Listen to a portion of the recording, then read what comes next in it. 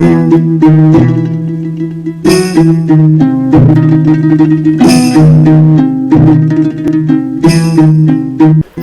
আলাইকুম রহমতুল্লাহ। আলহামদুলিল্লাহ রব্বিল আলামিন ওয়াসসালাতু ওয়াসসালামু আলা রাসূলিহিল কারীম ওয়া আলা আলিহি ওয়া সাহবিহি আজমাইন। আম্মা বাদ। প্রিয় দর্শক, আজকে আমি আপনাদের সামনে একটি কনস্ট্রাকশনের একটি ডিজাইন, এটি আর্টসের কাজ এবং এটি একটি আকর্ষণীয় কাজ আপনাদের সামনে আমি শেয়ার করতে চলেছি।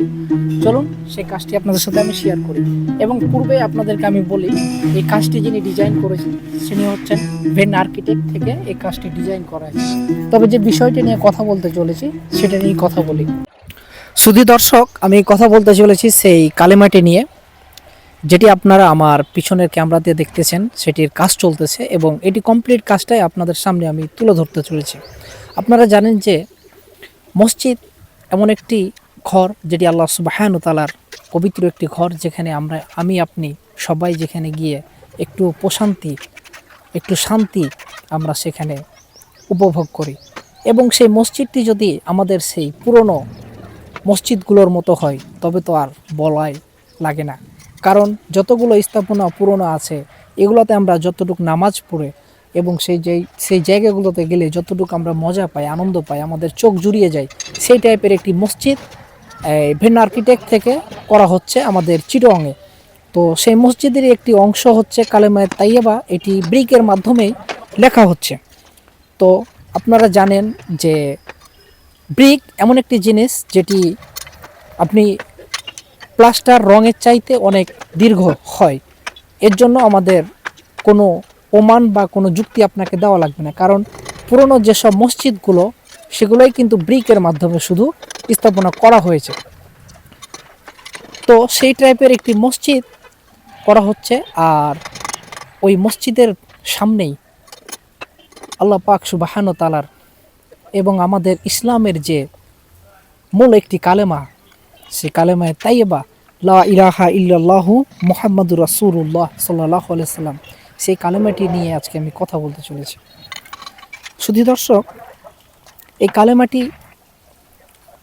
অত্যাধিক সুন্দর এবং আকর্ষণীয় যে কালেমাটি এবং চোখ জুড়ানো সেই কালেমাটি আমরা সচরাচর কোনো মসজিদে দেখে থাকি না, বা আমরা বর্তমান সমাজে পছন্দ এমন একটা জিনিস যেটিকে আমরা প্রিমিয়ার বা লাক্সারি টাইপের মসজিদ বলে থাকি। রং প্লাস্টার, যার দ্বারাই গরমকালে এসি ছাড়া নামাজ পড়া যায় না,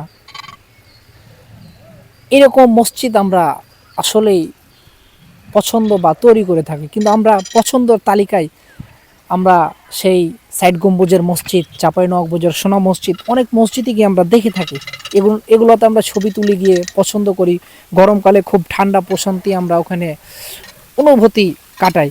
তবে এই রকমই একটি মসজিদ, এই মসজিদটি হচ্ছে, এবং এই মসজিদটির নানান ধরনের ক্যাপশন বা ভিডিও আমরা ইউটিউবে দিয়ে রেখেছি। আমাদের ইউটিউব চ্যানেলটি এখানে ভাষ্যমান আছে। আপনারা বিভিন্ন ধরনের বিভিন্ন ক্লিপ বা আপনাদের পছন্দের সেই